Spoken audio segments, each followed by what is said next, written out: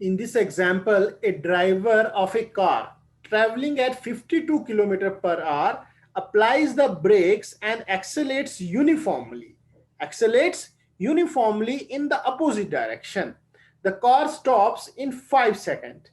Another driver going at 3 km per hour in another car applies his brakes slowly and stops in 10 seconds.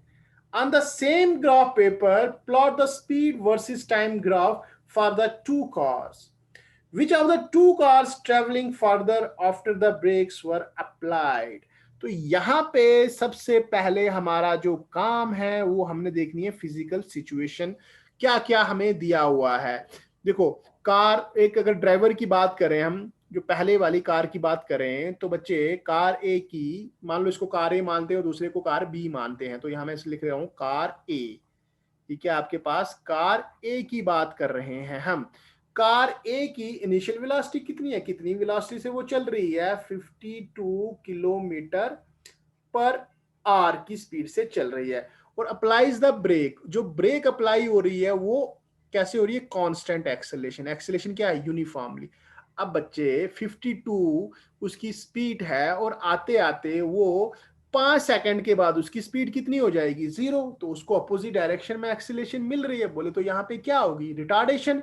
मतलब जब time हो जाता है आपके पास 5 second, तो 5 सेकंड टाइम पे उसकी जो वेलोसिटी हो जाती है 0। यहाँ पे जो एक्सेलरेशन है आपके पास वो क्या है, कांस्टेंट है। एक्सेलरेशन क्या है, एक्सेलरेशन कांस्टेंट है। और एक्सेलरेशन यहाँ पे क्या हो रही है, रिटार्डेशन, रिटार्डेशन का काम कर रही है क्योंकि अपोजिट डायरेक्शन में लग रही है। एक्सेलरेशन होता है धकेलना, धकेलना is called acceleration. Opposite direction में धकेलेगा कोई चीज तो उसकी स्पीड तो कम होगी ही होगी। अब कार बी की अगर मैं बात करूं, यहाँ पे कार बी, तो बच्चे कार बी में क्या बोल रहा है, जो ड्राइवर चल रहा है उसकी जो कार बी की जो स्पीड है इनिशियल वो है 3 किलोमीटर पर आवर। और जो उसका ड्राइवर है जब वो अप्लाई करता है ब्रेक, वो भी कैसे कर रहा है, एक्सेलेरेट यूनिफॉर्मली कर रहा है अपोजिट डायरेक्शन में। और कार जो स्लो हो रही है, कार की जो velocity t equal to 10 second पे उसकी जो फाइनल वेलोसिटी है वो कितनी हो गई, 0, वो भी रुक गई। तो आप लोगों को यहाँ पे एक ही ग्राफ के ऊपर इसका स्पीड और टाइम का ग्राफ बनाना है। तो देखें यहाँ पे ध्यान से, स्पीड और टाइम का हम लोग यहाँ पे ग्राफ बनाने वाले हैं जी। तो यहाँ पे हम लोग एक ले लेंगे, ये आ गई जी आपकी y एक्सिस, ये आपकी आ गई y एक्सिस, और ये आपकी आ गई जी x एक्सिस। ये x एक्सिस और ये बच्चे आपकी आ गई y एक्सिस, और ये आ गया जी ओरिजिन। अब टाइम देखो, अगर आप एग्जाम्पल में देखो तो टाइम की वैल्यू कहां से कहां तक है, ज्यादा से ज्यादा 10 सेकंड है, तो यहाँ पे हम लोग 0 मान लो, ठीक है। और यहाँ कितना मान लो, ले लो यहाँ पे आप ले लो 2.5 ले लो, और यहाँ ले लो 5, और यहाँ ले लो 7.5, और यहाँ कितना ले लो 10 सेकेंड, ठीक है। और यहाँ कितना आ जाएगा 12.5, इस तरह से आगे चलेगा। मतलब 2.5 आपने अपनी मर्जी से ग्राफ इस तरह से लेना है कि आप पेपर पे उसको ड्रा कर पाओ, ठीक है। अब आपको स्पीड कहां तक लेके जानी है, 52 किलोमीटर पर आवर। तो यहाँ पे देखो 52, क्योंकि आपको स्टार्टिंग में ये भी तो लेना है 3 किलोमीटर पर आवर, तो मैं यहाँ पे क्या करता हूँ, इस डायरेक्शन में, इसमें तो हमने लिया टाइम, और जो टाइम लिया हमने सेकंड में लिया, ठीक है। और इस डायरेक्शन में मान लो हम यहाँ पे, यहाँ जैसे मान लेते हैं कितना है, 3 किलोमीटर पर आवर ये स्पीड है, ये 3 का आ गया। उसके बाद हम यहाँ ले रहे हैं 6, 3 के बाद 6 ले लेते हैं, 6 किलोमीटर पर आवर। फिर आपके पास यहाँ आ गए बच्चे 9 किलोमीटर पर आवर। अब मुझे तो 52 तक जाना, तो उतनी जगह है नहीं, तो यहाँ पे आप लोग क्या कर सकते हैं, किंग ड्रा कर सकते हैं। ये चीज ये डिनोट करती है कि यहाँ से कुछ डेटा मिसिंग है, तो आप लोग यहाँ डायरेक्ट यहाँ तक बना सकते हैं। तो इसको हम लिख सकते हैं 52 किलोमीटर पर आवर। ये आपने यहाँ पे इस डायरेक्शन में, वाई डायरेक्शन में आपने जी स्पीड ले ली, और जो स्पीड ली है वो आपने लिया है किलोमीटर पर आवर में, और यहाँ आपने टाइम ले लिया। अब जब टाइम 0 है, इनिशियल की बात कर रहा है, जब टाइम 0 है तो कार ए की स्पीड कितनी है, क्योंकि स्टार्टिंग में उसकी कार की स्पीड कितनी है, 52, तो 52 ये t इक्वल टू देखो 0 पे इसकी स्पीड है 52, यहां पे मैंने बना दिया। अब इसकी स्पीड 0 कब होती है? इसकी स्पीड 0 होती है जब टाइम कितना होता है 5 सेकंड। तो 5 सेकंड पे इसकी स्पीड आ रही है बच्चे 0 के बराबर। तो यहां पे देखो, तो ये जो ग्राफ आएगा आपके पास आएगा स्ट्रेट लाइन। स्ट्रेट लाइन क्यों आएगा अभी मैं आपको बताऊंगा।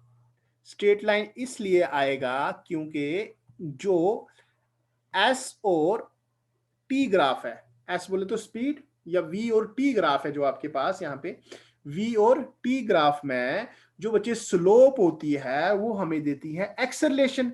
और यहाँ पे अगर मैं यहाँ लिखता हूं, जो वी टी ग्राफ होता है, वी टी ग्राफ में जो स्लोप होती है, स्लोप बोले तो tan थीटा, ये हमें क्या देती है? यहाँ पे वीटी ग्राफ की जो स्लोप होती है वो हमें देती है एक्सेलरेशन। और यहां पे एक्सेलरेशन क्या है? कांस्टेंट है। एक तो एक्सेलरेशन कांस्टेंट है आपके पास, और दूसरा एक्सेलरेशन क्या है? रिटार्डेशन का काम कर रहा है, नेगेटिव। और देख लो यहां नेगेटिव भी आएगी क्योंकि ये स्लोप है।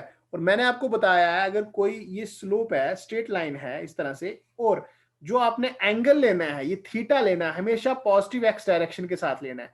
तो यहाँ पे थीटा आपका ग्रेटर देन 90 है, बोले तो ऑब्ट्यूज है। अगर थीटा ग्रेटर देन 90 है और टैन थीटा, जब थीटा ऑब्ट्यूज होता है तो टैन थीटा आपके पास क्या होता है? नेगेटिव। अगर टैन थीटा नेगेटिव है मतलब स्लोप नेगेटिव है, स्लोप नेगेटिव है मतलब एक्सेलरेशन नेगेटिव है, तो रिटार्डेशन का काम हो रहा है। ये चीज है। दूसरी कार, ये कार ए लिख देते हैं यहां पे। अब कार बी की जब t इक्वल टू 0 है तो बच्चे उसकी स्पीड कितनी है? 3। यहां पे ये आ गया आपके पास, ठीक है। और इसकी स्पीड 0 कब होती है? जब टाइम हो जाता है 10। तो इस ये भी क्या कर रहा है? ये भी जो चल रहा है, ये भी जो एक्सेलरेट हो रहा है वो किस एक्सेलरेट से हो रहा है? कांस्टेंट एक्सेलरेशन से। तो ये आपके पास आ गया कार बी। तो ये आपने ग्राफ यहां पे ड्रा कर लिया कार ए और कार बी का। ये देखो इसकी स्लोप भी क्या है? कांस्टेंट। क्योंकि हर एक पॉइंट पे देखोगे, देखो यहां भी एंगल उतना ही आएगा, यहां भी एंगल उतना ही आएगा, यहां पे भी, इसमें भी सेम देख लो, इसमें भी थीटा क्या है? Greater than 90। थीटा हमेशा पॉजिटिव एक्स डायरेक्शन के साथ लेना है, इस डायरेक्शन के साथ लेना है, आपको इस चीज का ध्यान देना है। तो एक पार्ट तो आपके पास यहां हो गया, और दूसरे पार्ट में आपको बोल रहा है कि कौन सी कार रुकने से पहले जो डिस्टेंस सबसे ज्यादा ट्रेवल कौन सी कर रही है। तो हमें पता है कि वीटी ग्राफ में, वीटी स्पीड टाइम ग्राफ में जो एरिया अंडर द कर्व होता है, एरिया अंडर वीटी ग्राफ आपको क्या देगा? डिस्टेंस। यहाँ पे स्पीड टाइम ग्राफ का जो एरिया आएगा बच्चे, एरिया इस कर्व का, वो आपको देगा डिस्टेंस। तो यहाँ पे देखो, आपको अगर ध्यान दो तो यहाँ पे आपको दो ट्राइंगल्स बनती हुई दिख रही हैं। कार ए की बात करूं तो ये ट्राइंगल है जी आपके पास। तो कार ए बोले तो जो डिस्टेंस होगा, जो डिस्टेंस ट्रेवल कर रही है कौन सी? कार ए, वो किसके बराबर होगा? इसके एरिया के बराबर। ये जो एरिया अंडर द कर्व है, ये पूरा एरिया आ जाएगा जी। ये एरिया किसके बराबर होगा? ट्राइंगल दिख रही है, right angle triangle, 1/2 base. Base कितना है बच्चे इसका? यहां से 5। और हाइट कितनी है यहाँ पे इसकी? इसकी हाइट है यहाँ से अगर आप लोग देखो तो 52। मगर यहाँ पे एक देखो, एक चीज का ध्यान देना है, क्योंकि जब हम काम कर रहे हैं, यहाँ तो आप एसआई सिस्टम ले रहे हो, सेकंड में ले रहे हो, यहाँ तो एसआई सिस्टम नहीं है, तो इसको आपने कन्वर्ट करना है। और मैंने आपको सिखाया है कि किलोमीटर पर आवर को अगर आपको मीटर पर सेकंड में करना है तो आप लोग क्या करते हो? इसको मल्टीप्लाई करते हो 5/18 के साथ, इसको मल्टीप्लाई करोगे। किससे मल्टीप्लाई करोगे? 5/18 के साथ। तो बच्चे जब इसको हम कैलकुलेट करते हैं तो हमारे पास जो डिस्टेंस आता है वो आता है 36.11 मीटर के बराबर। ये तो डिस्टेंस आ गया कार ए का। अब डिस्टेंस ऑफ कार बी वो किसके बराबर होगा? ये जो एरिया आएगा, ये वाला एरिया है ना, ये जो एरिया अंडर द कर्व है ना। तो बच्चे इसका जो डिस्टेंस आपके पास आएगा, डिस्टेंस ऑफ कार बी, ये किसके बराबर आएगा? 1/2। इसका बेस कितना है बच्चे? इसका बेस है 10, बेस मल्टीप्लाइड बाई, ठीक है, हाइट। हाइट कितनी है इसकी? 3 किलोमीटर है। तो इसको भी आपने मीटर पर सेकंड में कन्वर्ट करने के लिए 5/18 से मल्टीप्लाई करोगे। तो बच्चे इसको जब हम कैलकुलेट करेंगे तो ये हमारे पास ये आ रहा है 25। इस तरह से कैलकुलेट करेंगे तो ये आता है लगभग 4.16 मीटर। तो यहां से डिस्टेंस कौन ट्रेवल कर रहा है ज्यादा? डिस्टेंस ट्रेवल कर रही है कार ए।